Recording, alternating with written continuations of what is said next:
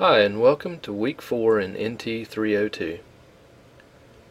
In this presentation, I would like to take a little bit of time to introduce you to this week's topics, as well as some other important items like the weekly learning objectives and key terms. The purpose for this presentation is to give you a glimpse into what lies ahead for this week, and to also help you recognize what your learning goals should be as you progress through the weekly learning activities. Ultimately, my goal, and hopefully your goal, is to make sure that each of the weekly learning objectives are met.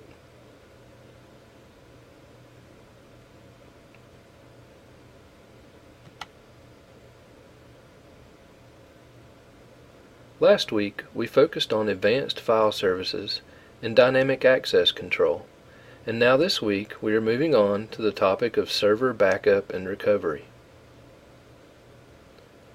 As part of this topic, we will be looking at the tasks and tools involved in configuring and managing backups in Windows Server 2012. Now, of course, knowing how to back up a server is no good if we don't know how to use those backups in order to restore the server. So we will be taking a look at some of the methods for recovering a server that is running Windows Server 2012 as well. Anyone responsible for managing servers must be familiar with backup and recovery methods. You never know when a server is going to crash, so having some way to quickly restore a crashed server is extremely important. If you ever find yourself in the position of not being able to completely restore a server that you are managing, you might very well find yourself looking for another job. It is important that you understand the processes and requirements for backing up Windows servers.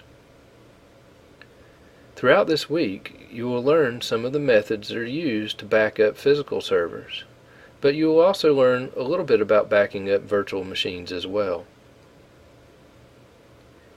As you will begin to see this week, backup and recovery of virtual machines is extremely easy. And that is one of the main reasons why virtualization of servers is becoming so common nowadays.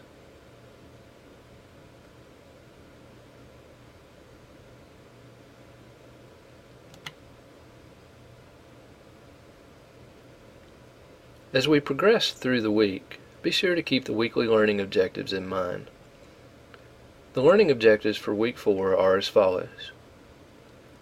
Install the Windows Server Backup feature. Number 2 is to configure Windows Server backups. 3. Configure Windows Azure Online Backup.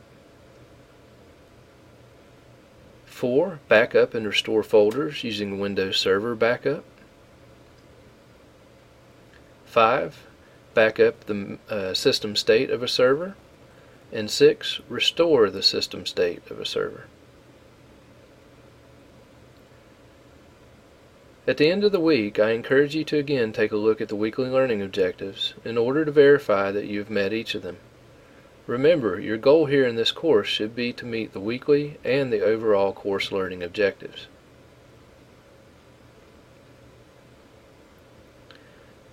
Okay, so let's go ahead and take a brief look at our first main topic for the week, configuring and managing backups.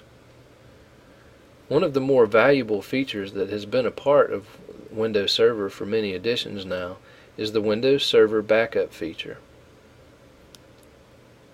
Using this feature, we can back up an entire server or just the specific components that we want to back up.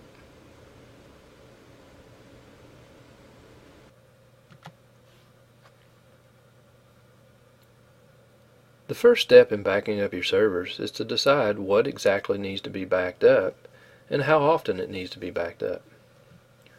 When deciding what needs to be backed up, you need to think about the different types of servers in your network, such as domain controllers, DHCP servers, DNS servers, file servers, etc. But now, with Windows Server 2012, we have other considerations as well because of the fact that this new server operating system gives us so much flexibility in what we can back up. Windows Server Backup can be used to back up the entire server, or it can be used to back up just specific components, such as the system state, selected volumes, or even a specific file or folder. This gives us the ability to really fine-tune our server backups in order to make sure that we back up everything that we need to without having to back up something that we really don't need to back up. The final consideration is what type of backup is required, a full backup or an incremental backup. A full backup will of course back up everything, but an incremental backup will only back up what has changed since the last full backup.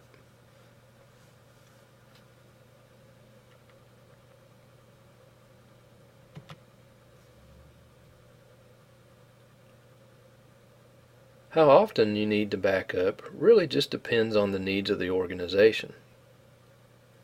Oftentimes, backing up servers once a day is the best solution. Whatever time interval that you go with should be based on what management agrees is acceptable.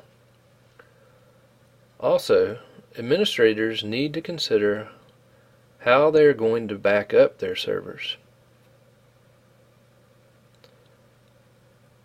This will depend on the server and network infrastructure, and some of the things that must be considered are whether clustering and/or virtual servers are being used. Obviously, virtualization of servers really simplifies backup and recovery in a lot of ways. Another consideration is when to back up. Administrators have to make sure that the backup procedure is not interrupted, but they also have to avoid inconveniencing users. For this reason, it is common for backups to be done late at night and/or on weekends. However, the volume shadow copy service can help alleviate or minimize any inconvenience for users by creating snapshots while the files are in use.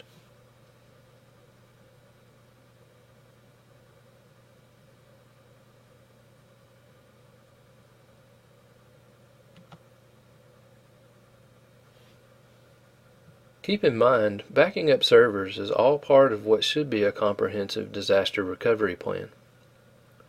With this in mind, as a network or systems administrator, you not only have to implement a server backup plan, but you also need to consider where those backups are going to be stored. With the use of virtual servers and the cloud becoming so common these days, often the best solution is to store backups to another server or servers at another site. This could be another site within the company, or there is actually another option, Windows Azure Online Backup.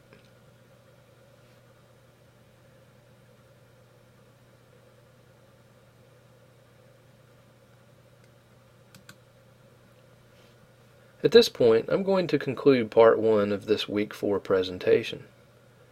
In Part 2, I will begin by talking with you a little about Windows Azure. Then I will move on to talk some about the key terms for this week. I'll end Part 2 of this presentation with a brief look at the Week 4 assignment.